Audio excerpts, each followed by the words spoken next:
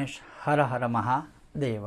अब आज पुनः जो एक शायद 5-6 साल पहले एक विषय लिया था, जो नित्य कर्म का एक बहुत ही बड़ा अभिन्न अंग है।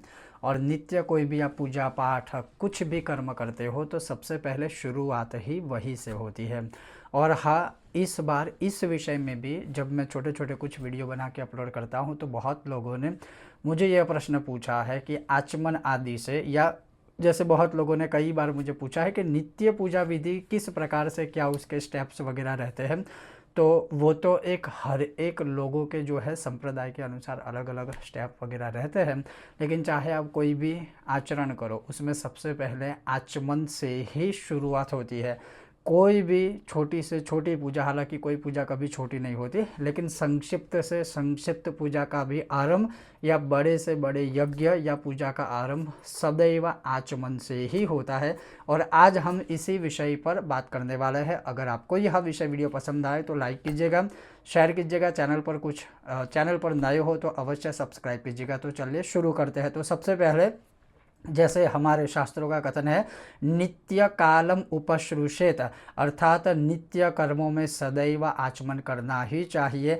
आचमन किए बिना कोई भी कर्म का ना आरंभ होता है, आचमन किए बिना कोई भी आचरण नहीं किया जाता है, आचमन किए बिना हमारा मन जो है वह शुद्ध नहीं होता है, आचमन किए बिना कोई भी पूजा का स्वीकृत अर्थात स्वीकार भी कभी भगवान नहीं करते हैं। आचमन जिसके बिना कभी कोई पूजा नहीं होती है। लेकिन शास्त्र भी कहते हैं, खास करके एक अगर सरल भाषा में आपको कहूँ, मैं सरल भाषा में कहूँ तो आचमन का एक सीधा अर्थ ये है कि हमारे देह की शुद्धि, मन की शुद्धि, आत्मा की शुद्धि। दूसरा, जो शुद्ध आचरण के साथ मन के द्वारा जो हम कर्म की शुरुआत करते हैं वह, या फिर जो शुद्ध मन के द्वारा हम आज आचरण करने वाले हैं या नित्य जो आचरण करते हैं वह कहलाता है आचमन।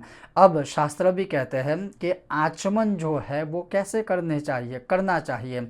अब एक बहुत ही बड़ी जो विडंबना है या बहुत ही बड़ा आचमन के विषय में एक अवश्य ही हर एक मनुष्य को ध्यान रखना है। क्या रखना है कि जैसे हमने आचमन लिया, ये जो आवाज़ आती है ना आचमन करते समय, ये असुराचमन है, आसुरी आचमन है, राक्षसों की तरह यह आचमन कहलाता है।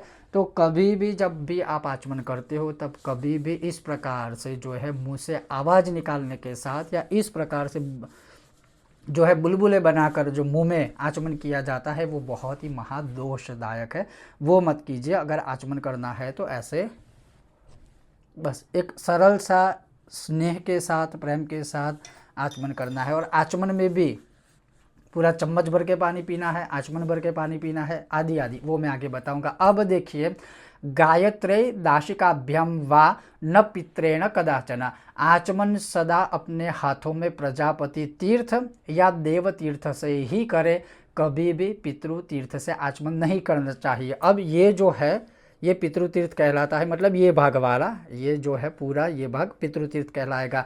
तो जब भी आप आचमन करते हैं तो ऐसे करके आप अगर करोगे आचमन तो आपका आचमन सही तरह से, जैसे ये देव तीर्थ वगैरह हो गया वैसे ऐसे करके आचमन होगा। जैसे मैं आपको दिखाऊं, इस प्रकार से जल लिया, अब इस प्रकार से आप आचमन कर सकते हो। तो सदैव जो है देव तीर्थ से ही या फिर प्रजापति तीर्थ से जो है आप आचमन कर सकते हो, पितृ तीर्थ से कभी भी आचमन नहीं करना चाहिए। और कुछ लोगों के कुछ मत है, हालांकि वो मत की बात है, ये एक सीधी बात है। दूसरा, आचमन करने के लिए कौन से मंत्र का प्रयोग कर सकते हैं, तो देखिए, सबसे सहज, सबसे उत्तम, सबसे सरल और सबसे श्रेष्ठ भगवान नारायण के जो नाम है हमें उसका ही प्रयोग करना चाहिए। और अलग अलग प्रकार के कई नाम है, 4 वेदों के नाम से आचमन किया जाता है, जो ओम भूहु, ओम भुवः, ओम स्वः, इस 3 जो है मंत्र, या फिर जो सप्तलोक हम प्राणायाम में प्रयोग करते हैं, भूहु भुवः स्वः महाजनः तपः, ऐसे भी प्रयोग करके आचमन किया जाता है। कुछ स्वरों से भी आचमन किया जाता है, लेकिन उसको ज़्यादा कॉम्प्लिकेटेड ना बनाते हुए मैं आपको 2 पद्धति बताऊंगा या फिर कुछ पद्धति दिखाता हूं। लेकिन सबसे उत्तम, सबसे सरल, सबसे सहज आपको भी आए और आपने कई बार सुना होगा, और वो जो है भगवान के 4 नाम है, जैसे ओम केशवाय नमः, ओम नारायणाय नमः, ओम माधवाय नमः। फिर चौथी बार अपना जो है दाया हाथ धोना है और बोलना है ओम गोविंदाय नमः, हस्तम प्रक्षाल्य। तो ये हो गया। दूसरा एक विधान है जो हम कभी कभी प्रयोग करते हैं, और उसमें जो है चार वेदों के नाम, उसमें जो है चार वेदों के नाम बोलते हुए हम आचमन करते हैं। जैसे ओम ऋग्वेदाय नमः, ओम यजुर्वेदाय नमः, ओम सामवेदाय नमः, ओम अथर्ववेदाय नमः इति हस्तम प्रक्षाल्य। अपना हाथ धो दीजिए।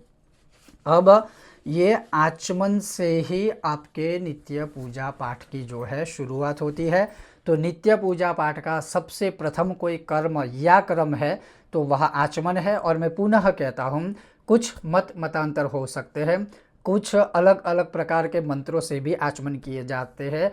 पंचदेवता के मूल मंत्रों से भी कुछ लोग, हालांकि वो वैलिड नहीं है, लेकिन आचमन करते हैं। लेकिन मैं ज़्यादा अगेन कहता हूँ, फिर से पुनः कहता हूँ, बारंबार कहता हूँ, सहज सरल गोविंद भगवान है, नारायण है, माधव है, अच्युत है, मतलब ये जो भगवानों के नाम है अलग अलग, उनसे भी आप आचमन कर सकते हो। और ये जो मैंने गोविंदाय नमः, और ये जो मैंने आपको सहज सरल शास्त्रोक्त नाम बताया कि ओम केशवाय नमः, ओम नारायणाय नमः, ओम माधवाय नमः, 3 बार आचमन करके चौथी बार ओम गोविंदाय नमः इति हस्तम प्रक्षाल्य। ये सबसे सहज है, क्योंकि भगवान गोविंद, भगवान नारायण, भगवान माधव, भगवान केशव का नाम बोलने मात्र से ही हमारे पापों का नाश होगा, शरीर और मन और आत्मा तीनों शुद्ध हो जाते हैं।